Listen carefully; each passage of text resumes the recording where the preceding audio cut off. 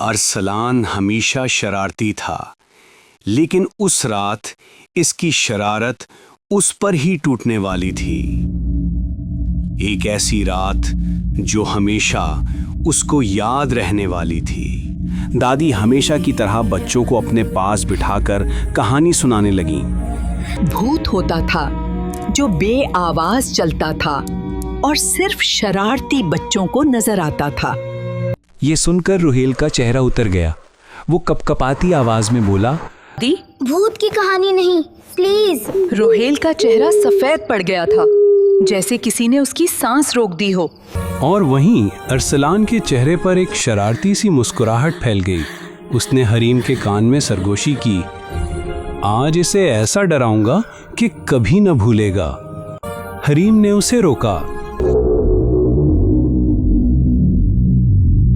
باہر آسمان سیاہ تھا، ہوا ایسے گرج رہی تھی جیسے کوئی گھر کی لکڑی نوچ رہا ہو۔ دیواروں سے ٹھنڈی بھاری خاموشی رس رہی تھی۔ ارسلان نے سفید چادر اوڑھی، بھیانک ماسک پہنا۔ اب آئے گا مزہ۔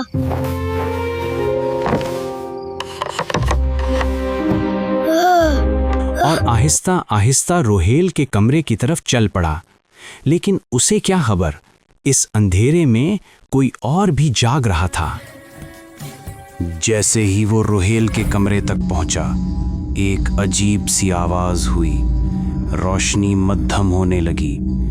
دروازہ خود بخود آہستہ آہستہ کھل گیا۔ کمرہ سرد تھا، خاموش تھا، اور بستر پر ایک لمبی چادر میں لپٹا کوئی گہری سانسیں لے رہا تھا۔ ارسلان کی آواز میں، روہیل اٹھو۔ وہ چادر کی طرف بڑھا، ہاتھ کانپ رہے تھے، دل دھڑک رہا تھا۔ چادر پکڑتے ہی اس کے کندھے پر کسی نے ہاتھ رکھا۔ وہ ہاتھ برف کی طرح ٹھنڈا، بھاری، مٹی میں لتھڑا ہوا، ایسا جیسے قبر سے نکالا گیا ہو۔ ارسلان مڑا اور وہاں ایک سایہ کھڑا تھا، چادروں میں لپٹا ہوا، ڈولتا ہوا، جیسے دھوئیں اور مٹی کا ملاپ ہو۔ کمرہ اندھیرے میں ڈوب گیا۔ کون ہے؟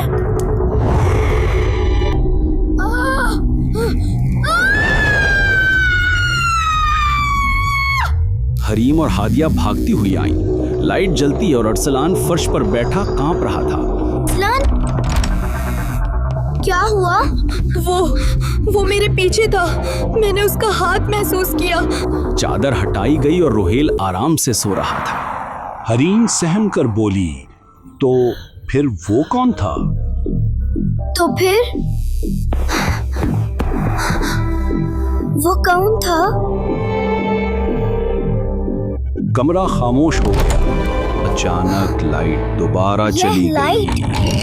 دروازہ خود بخود بند ہونے لگا۔ تو مجھے ڈرانے آئے تھے۔ وہی سایہ دوبارہ سامنے آ گیا، آہستہ آہستہ سب کی طرف بڑھتے ہوئے۔ ارسلان، یہ تو پہلے سے بھی بڑا ہے۔ سایہ کہکہا لگاتا ہے اور اپنا ماسک اتارتا ہے۔ سایہ چاچو تھے۔ چاچو ہنستے ہوئے، حریم نے پہلے ہی بتا دیا تھا، سوچا شرارتی کو شرارت کا مزہ چکھاتا ہوں۔ سب ہنسنے لگتے ہیں۔ آپ نے تو ہماری جان نکال دی تھی ارسلان۔ اب پتا چلا شرارت ہمیشہ الٹی نہیں پڑتی۔ اسی دوران روہیل نے آنکھیں ملتے ہوئے اٹھ کر کہا، میرے کمرے میں سب لوگ کیا کر رہے ہیں؟ ہادیہ نے ہنستے ہوئے کہا، آخر جاگ ہی گئے، اتنی چیخوں میں بھی نیند پوری کر لی۔ سب ہنسی میں ڈوب گئے اور ارسلان کو سمجھاتے رہے کہ اگر تم کسی کو ڈرانے کی کوشش کرو گے تو ہو سکتا ہے کوئی تمہیں پہلے ہی ڈرا دے۔ ٹھک ٹھک ٹھک، سب نے کہا، کون ہے؟ کھڑکی کے شیشے پر مٹی سے بھرا ہوا ایک ہاتھ آہستہ آہستہ اوپر آیا۔ چاچو باہر بھاگے مگر وہاں کوئی نہیں تھا۔ کون ہے باہر؟ روک جاؤ۔ زمین پر ایک بھی قدم کا نشان نہیں۔ सबके दिल रुक गए थे। आहिस्ता सरगोशी जैसी आवाज, चाचू तो अंदर थे, तो खिड़की पर हाथ किसका था?